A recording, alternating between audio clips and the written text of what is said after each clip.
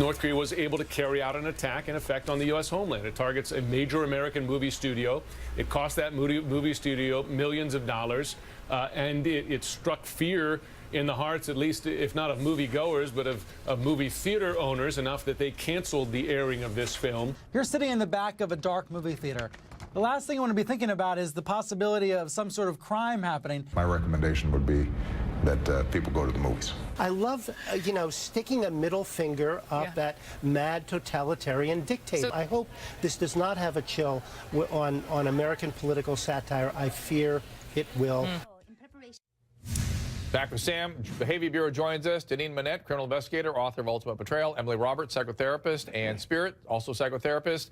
Now, Sam, some people are tweeting to defend Sony's decision. Yeah, I have a number of tweets right here, Dr. Drew. One coming from Mark Andreessen. He's a well-known investor and software engineer. He wrote, quote, making decisions with responsibility for employees and their families, customers, and shareholders is somewhat harder than opining from a keyboard. Does anybody feel in the panel that we have sort of a, I mean, it's unfair for a Behavior Bureau, but almost like a patriotic responsibility to ask Sony to please let's set up a pay-per-view or something, and then we all sit down on Friday night and we all watch this film. Stream we it, all stream it and pay for it and stand behind it and sit in our houses and watch this thing, or go to specified places that are well protected. And anybody else, Danine, you feel like I do at all? Am I crazy?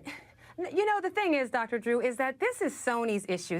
I don't look at this as an attack on my country or an attack on my liberties. I look at this as Sony having been blackmailed and them making the decision unilaterally on their own that they were going to shut this movie down and not show it at all. I don't know what you expect the government to do. We had no viable threat. We had no specific threat. There was no, real tangible threat. Are we going to put, police in front of every single movie theater and frisk everybody and whatever? Well, this is not about the country as a whole. Well, this is about Sony succumbing to something that they did not want to be let out in the future. My concern is that it's going to be finally the slippery slope. I agree with that. This is just one of many cyber attacks, apparently. Strangely enough, this is the one that catches our attention.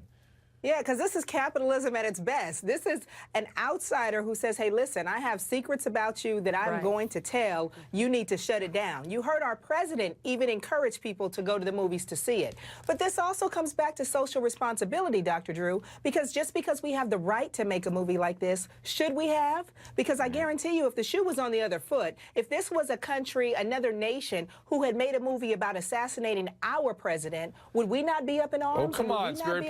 People take aim at us all the time and disparage this country in every possible way, and we stand back and go, that's the democratic privilege. If I was going to make a movie about annihilating a certain group of Americans, would you think that those certain group of Americans wouldn't want to uprise and be in arms? Well, genocide is a little bit different.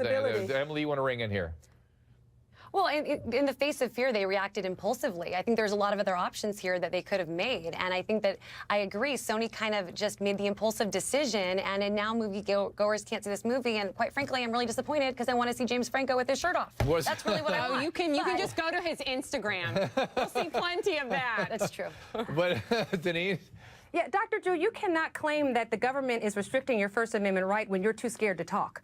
It doesn't work that way. You cannot stop talking and then say, but how can they protect your privilege when there's no credible, viable, distinctive threat against you? The threat was against his particular address. It was those theaters that air this film are going to be in trouble. But what was the threat? What exactly was the threat? Where was it coming from? Does anybody even know? I was ready to go to the movies. Right, they call themselves the guardians of the peace, but there were some threats prior where, listen, it's not physical threats, but they were airing out and releasing all the employees' social security numbers, pictures of them, addresses of them. Sony was afraid. That's something Sony was afraid of. I think something was going to come out that was going to hurt their bottom line, that was going to affect them monetarily, and they decided to just pull the plug on everything. And we may never not even know what that is. We may never find out. You're right, and the disaster would have been people being harmed. But I want you to play something for you guys. Seth Rogen talked to Howard Stern. Seth is, of course, the star of one of the stars, about how the hack should have been handled from his perspective. Take a look. I'm okay talking about my honestly, because I don't fucking care that much. Right. And the stuff that was stolen from me on the grand scale is not that bad, but it's stolen. This attack is no different than a 9/11 type attack. I do think it's up how everyone is doing exactly what these criminals want. Yes! How they're stolen material. The country should have rallied around Sony, and we should have, as Americans, said this is wrong. We're under attack. I absolutely, That's very nice of you, Howard. I agree with Rogan. I agree with Stern. I think the president should have announced that we are under attack, because we are. But in the supreme hubris, was it the Daily News or Emily help me? Daily News the next day called Howard Stern an idiot for comparing 9/11 and this cyber attack. Of course he knows the difference between people being killed and something electronic. But this electronic thing, what if the next thing they decide to get into is the nuclear arsenal? Then people aren't getting killed? I don't understand. Right. Help me. I'm so upset about this. Right, if they can hack in so easily to all these different corporations, can you imagine what else they can hack into? And secrets can be stolen. Yes. It's just we do not understand the magnitude of this thing. Now, on the phone, I have John Lieberman. He's the host of Lieberman Live on SiriusXM Radio. He's an investigative reporter for the Howard Stern Show. John, thanks for joining us. So did you see this? Let me start with this. Did you see this tweet from Rob Lowe? He wrote, I saw Seth Rogen at JFK. Both of us have never seen or heard of anything like this. Hollywood has done Neville Chamberlain proud today. I did see that. And, you know, Drew, it's interesting. If you look at the definition of terrorism, that's the use of violence and intimidation in the pursuit of political aim. And I think it's exactly clear what we're seeing here is, in many ways, an act of terrorism. And the government is, you know, I disagree with some on your panel. The government is readying a response right now, because I've been speaking with law enforcement sources all day long, and they are readying a very large response from what I'm being told. And John, where is that coming from? The FBI or CIA or the military? How does that work? It's coming from FBI and Homeland Security, and the guys that I'm talking to are telling me that it's all hands on deck in the cyber arena. So every investigator is working around the clock who specializes in these, because, Drew, the fear at this point is not simply where the Sony hack attack originated from and who was responsible. It's, do these hackers have other future plans in the works right now? And John, and am I right to be concerned that some major military installment could be compromised or something, God forbid, happen as a result? No? Well, absolutely. I mean, look, nuclear reactors are, of course, being looked at. The electric grid, the financial industry, these are all areas that the government is trying to protect to try and prevent what could be potentially, you know, an upcoming attack. And let me ask this one last thing, John. Did the Daily News apologize for their hubris? That was unconscionable, in my opinion. I don't think, I haven't seen anything in terms of an apology, but, you know, they're in the business of selling newspapers. But I think what you're seeing now, and I think when you see the response from the U.S. government, I think it's going to bear out the fact that this is indeed a terror attack. And it's weird to me that it all the conversation really spun out of Howard's studio that morning. I mean, that was the first place I heard about it in media. It was, absolutely. I mean, so many conversations start there, and this conversation is far from over. All right, John, thanks so much. Tonight, I'm going to go to our poll. We're asking, do you agree with Sony's decision to cancel the release of the interview? Right now, 80% of you disagree. They say no. 80% of you disagree. Before I go to the break, Danine, you looked upset. I wanted to give you a chance to say something. Go ahead.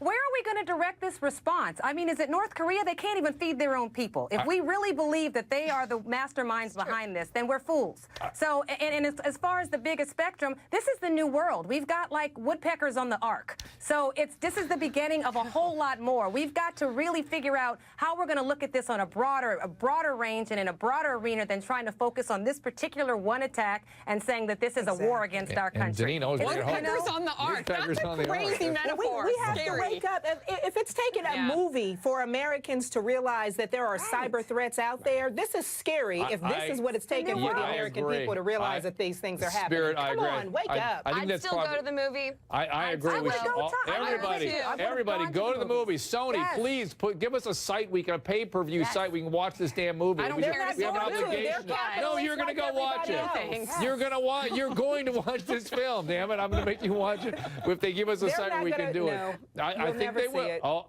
Look, it doesn't look. They like money too much, like everybody else. This is about money for them. It's not principle. I'm going in an entirely different direction. We're going to talk about a divorce attorney who may have been hypnotizing his clients and then having sex with them. And later, Stephen Collins has his first on-camera interview about his molestation scandal. We're back with more after this.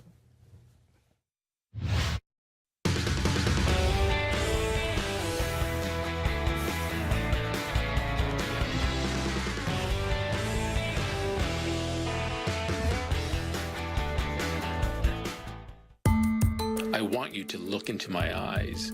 You are going to feel such attraction and arousal and excitement that you are going to demand that I touch you and you touch me.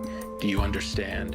And when you do, incredible power and arousal will fill you and fill you to the most amazing climax you can ever imagine. Because isn't that what you desire? At the count of 3, you won't be able to control yourself. You will remain ravenous, incredibly horny, amazingly aroused and excited. So creepy. Back with Sam, Danine, Emily, and Spirit. That was an audio recreation depicting an alleged recording of Ohio attorney Michael Fine. Law license has been suspended pending a criminal investigation. He is accused of hypnotizing at least 2 female clients and then forcing them to have sex. Now, Sam, I promised everyone we would talk about your hypnosis before the break. Great.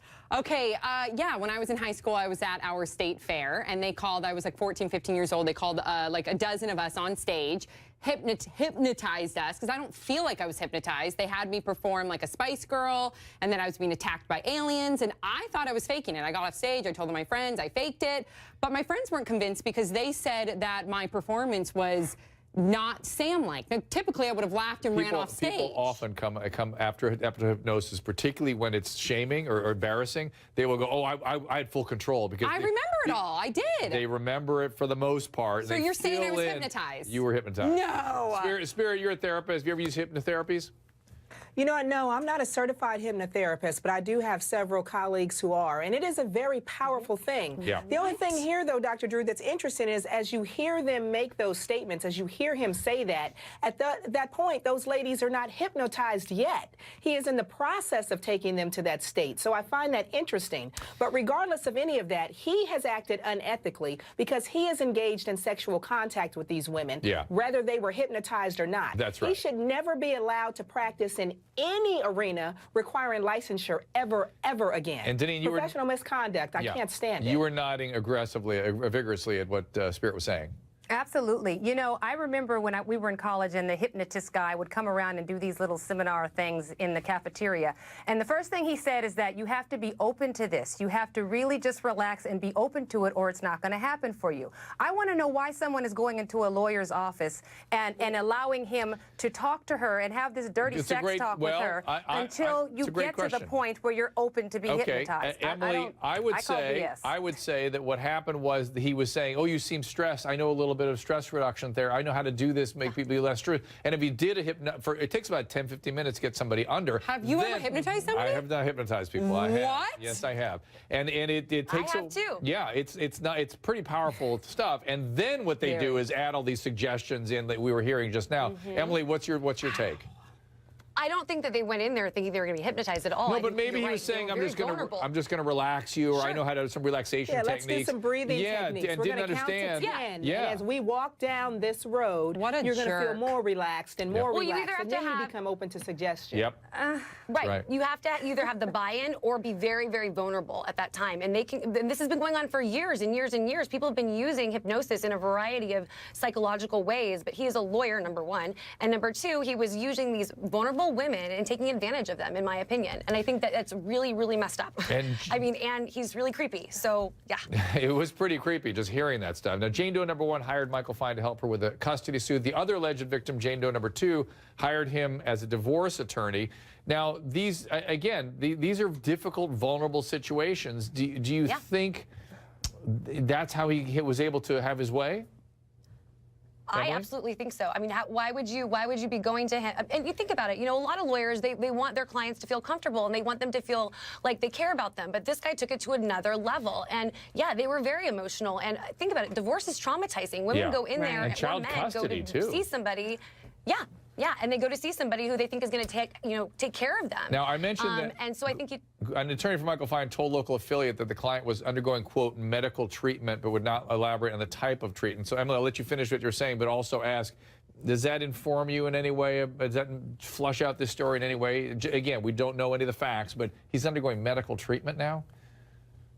For what? Right. Sex addiction? For being, for being really, For being really a creepy? slime I'm ball. not quite They sure don't what make he's going slime to. ball Yeah. treatment, I don't think. I don't think They slime don't. ball treatment is anywhere in there. Danine, any thoughts? I'm sorry, I'm just not buying this. Right. I'm just not buying it. I understand that as an attorney that he has completely gone over the edge and that he deserves to be disbarred and because he stepped over every single line there is. But you just don't keep going back to somebody's office time and time again. The woman had 3 or 4 orgasms each time. I mean, I'm just not buying it. I think he just was sexed probably her she didn't and know. she was turned on. Perhaps I'm not they hearing liked it. But she Perhaps didn't- they I'm liked it. I mean, sure. think about it. This is your lawyer. This is power. This is intimacy. This is sex in an office with somebody in power. It's a misallocation of authority. And Sam, what she's saying is that maybe they were engaged in some kind of consensual thing and then Right. looked back That's and went, what I aha, think. you hypnotized me. It's still abusing That's his the- power, though, and I still can't believe that you hypnotize people.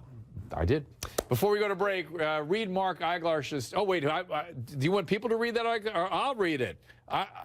Here it comes up here. Oh, there it is. I've been retained by Anahita Setagatfar, and we hereby declare she is not ridiculous. That's a tag to Sam, me, and do HLN. She's not. Wait, and there's our production staff is so cracked they brought up a meme. Yay! For Anahita and her "I'm not ridiculous." There it is. There's a meme on the left there. I'm not ridiculous by any means. Thank you. It should have been by any memes. Okay. Dun-dun. A famous TV dad speaks on the camera for the first time about his admissions that he had molested underage girls. We'll get into that next. Best known for his role as pastor on the television show Seventh Heaven. Collins is now publicly confessing to sexually abusing underage girls. In the article, 1973, exposed himself to a preteen girl twice. 1982, exposed himself to a teenage girl. 1994, exposed himself to a teenage girl. I believe that he's being honest and he's trying to say what he thinks he did wrong. This guy is a freak and a pervert, and he may be trying to resurrect his career. Back with Sam, Spirit, Mark, and Danine. Stephen Collins, the Seventh Heaven dad, confessed to having molested 3 underage girls. It happened over 20 years ago. He told Katie Couric from Yahoo News about one of those incidents. Have a look. My wife had gone to sleep, and she and I were watching TV alone together, and I took her hand and moved it in such a way that she was touching me inappropriately.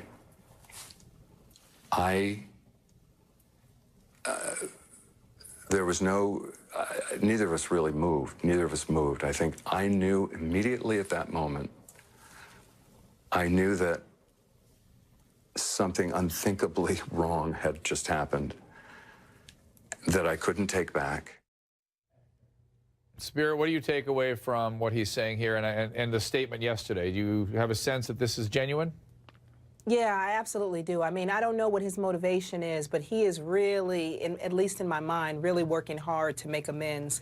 And Dr. Drew, you know, I've worked with sex offenders for a long time.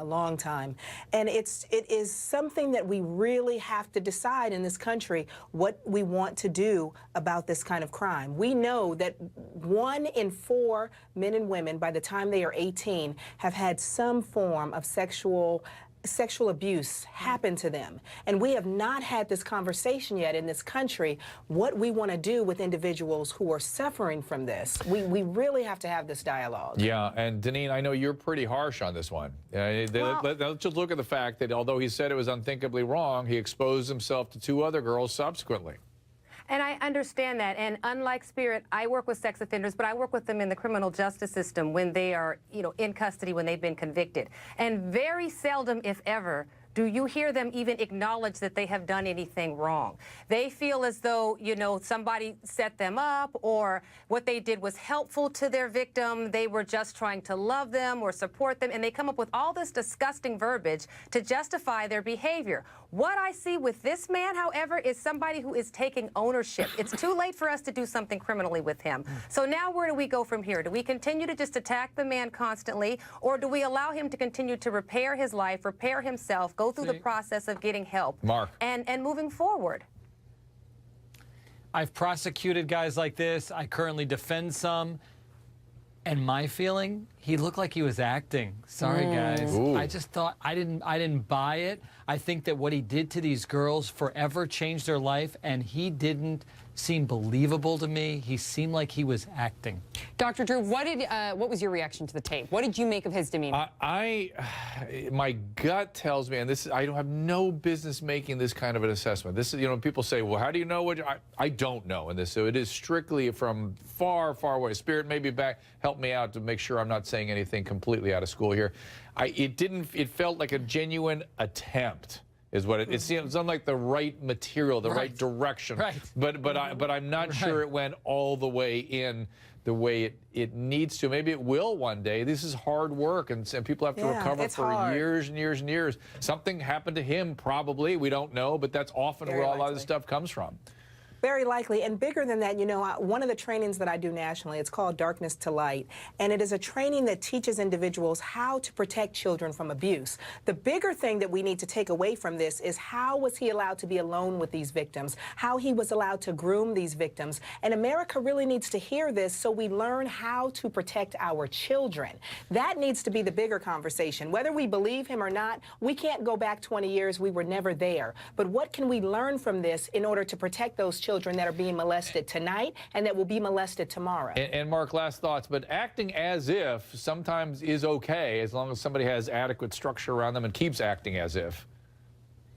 No question, it's the step in the right direction, but it's possible that he can't realize the extent to which he caused harm, because how do you live with yourself when you realize how much you've devastated someone's life like that? Actually, he can. If he's undergone treatment, that is one portion of the treatment. It's about learning to make amends and learning the impact. Because as you've heard, when they're criminals or before they're convicted, they really don't understand their behaviors. They will say, I never hurt my victim. This was an act of love. This was a bonding. But in treatment, that is one of the portions of treatment. It is to teach them the negative consequences and the lifelong impact that they have upon their victims. We're back right after this.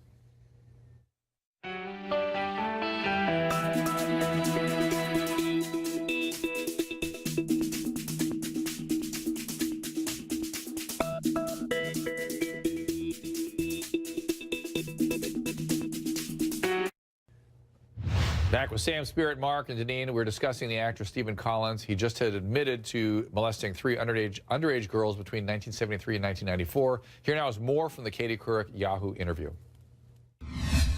I didn't want to have to deal with these things publicly. I had dealt with them very, very strongly and committedly in my private life. But I think I'm a human being with flaws, and I've done everything I can to address them. Mark, should he be, or even could he be, on the sex offender registry? Not unless he's convicted. Innocent until proven guilty in this country, and unless the statute of limitations hasn't run, then, you know, he's a guy can say what he wants. That's even though he admitted it in their children, though? Mark, even though he admitted it in their children? It depends what state, and it depends how old. If they're under 12, let's say like here in Florida, it's capital sexual battery. It goes, you know, for a lot longer, obviously. And Danine, this time he did look a little less genuine to me. I don't know. Really? Yeah. You know, I don't see that. I'm sorry. I just want to know, as a society, what does it take for us to allow people to reintegrate themselves back into a community? The fact that this guy has stood up and taken ownership speaks volumes to me. Even if he is acting a little bit or whatever, Bill Cosby can't seem to do that, and I'm sure that means a lot to the victim. So what is it going to take? We can't tar and feather the guy. We don't have lynching laws. So what do we do? I totally agree that we're asking Bill Cosby to do the same thing, and yet we're still going after Stephen Collins for now having done it. So you can't win. Is anyone ready? Is anyone ready to have him babysit your kids? No, just because you forgive, you don't have to forget. Never should. That's right. There always be parameters. Nor would I have any of my addicts live in a crack house. You know, I don't care how good their recovery is. I wouldn't put people in slippery places. We can't just keep beating up on people that are taking ownership and showing remorse, in my opinion. And Sam, there's more from this interview. What else? Yes. Okay. He also said, "quote I am a flawed person, and in the church, it's actually one of the things I love about the church. It's really one of the main things about the Christian faith. Is Christ said in so many ways." Bring me that. Which about you is broken? Bring it. And most people are broken in some way. Amen. Yes, and all people are broken in some way. Well, you're right. We all have flaws, but boy, sometimes those flaws are profound. It's huge, but that doesn't mean it's unforgivable in the steps that he has taken. He has taken corrective steps. He's been in therapy for 20 years. Somebody said he to me, has not reoffended to the best of anyone's knowledge in 20 years. Let's, move forward. I as a did an society. interview for Extra where the reporter, I don't know if this is accurate, had said that he had reported that he was now out of treatment. And I kind of react to that because if you have behavior that needs 12-step, which he did say he did. That's a chronic thing. You need that chronically. I don't understand stepping out. And the What do the recidivism victims rates, say? the What do the recidivism victims say rates for about this? abuse. That's what I want to know. Yeah. Good point, Mark. Spirit, last thought? Yeah, recidivism rates for sexual abuse are so high, higher for same sex when you're talking about male to male. But this is a situation where he should always just go in just for a little touch and base and hold accountability. And he has a sign on him. All right, we got to go, guys. DVRs, please. Then you can watch us anytime. Forensic Files up next.